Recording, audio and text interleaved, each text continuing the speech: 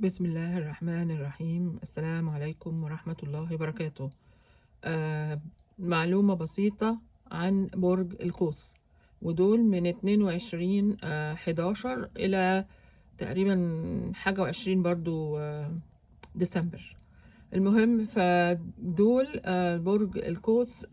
يعني طبعا مش كل الناس اللي بتتولد في مثلا فترة الشهر ده بتبقى بتتصرف طبق الأصل زي بعضها، فانت هتلاقي جزء من هنا مع حد وجزء من هنا مع حد، وهم بيتميزوا بان عندهم نجومية بدون قصد، عندهم قوة، عندهم عندهم اعتزاز بالنفس، عندهم كلام زي الدبش، عندهم دماغ ناشفة، عندهم حب التملك عند اللزوم، عندهم طموح كبير، عندهم مزاجية ترفع الضغط فعلا، عندهم كسل عند اللزوم، وعندهم حظ كبير.